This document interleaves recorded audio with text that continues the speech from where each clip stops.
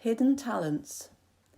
Jena in East Germany is famous the world over for being the home of first-class optics, for binoculars, telescopes, microscopes and cameras, but even more famous in heaven for being the home of a dedicated bunch of Christians who made up his church all through the years of communism. When communism fell apart and the Berlin Wall came down, they were eager to tell their city all about their Lord and Saviour. Friends of Pop's, who had helped and supported the church in Jena for some time, asked Pop's if he and his team could take the marquee and join them in an evangelistic mission. Pop said yes, and so at Easter 1991, Pop's and the team arrived in Jena. Although West German goods were already pouring into East Germany, still the main transport in Jena were the Muscovich and the Wartburg cars, and, of course, the cardboard box with the lawnmower engine, the world-famous Trabant. But the big bully of the city roads was the electric tram. Nothing dare get in the way of the trams. They were the lifeblood of the city. Every road seemed to have them, and where there were trams, then there were tram lines, overhead and under your wheels. Under the wheels was not so big a problem, although Pops had to fight the steering wheel occasionally to get out of the rut of a tram rail. Even a 22-ton Mercedes truck with a bull bar should not argue with a determined East German tram. The most scary thing for Pops, though, was how low the overhead electrified tram lines were. The truck was about the highest vehicle on the road, and Pops didn't fancy him and the team getting fried by the untamed East German electricity. Then right in the city centre the inevitable happened.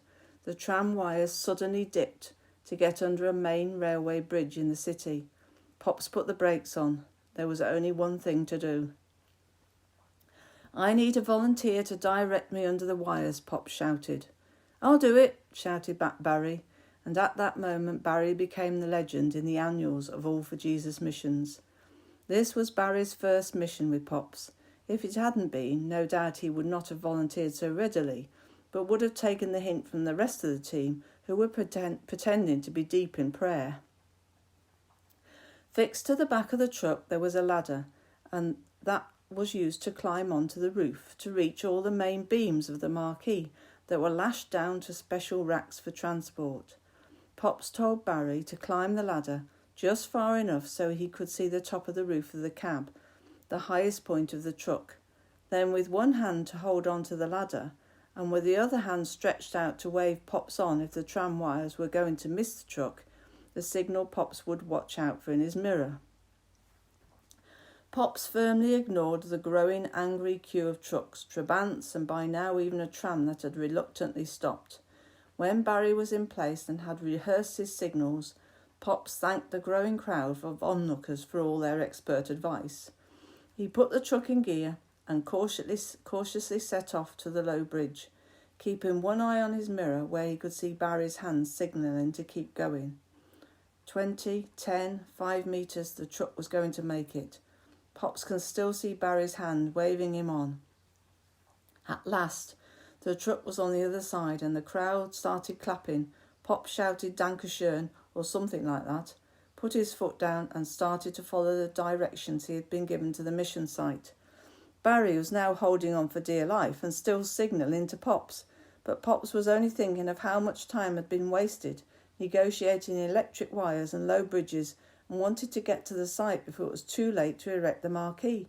He had completely forgotten about our hero Barry.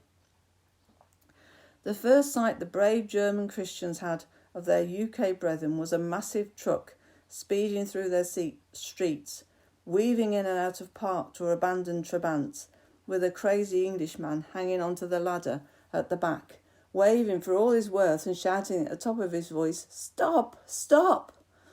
The German Christians greeted Pops and his flying circus with much love and grace, and never once asked them the inevitable question, how ever did they win the war? Barry was a great hit with all the German Christians, especially the many young people who came to the meetings. He was a most remarkable linguist who spoke German perfectly. Pops was told after a few days that he'd even got hold of the local dialect. Pops also discovered that Barry had a master's degree in Russian, which was a great help when they confronted with angry border guards, threatening them with AK-47s, but that's another story.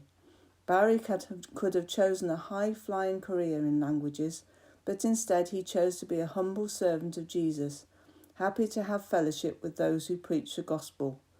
Jesus said to his friend Peter, the big fisherman, over a meal of fish and bread, "Peter, do you love me more than these? Feed my sheep."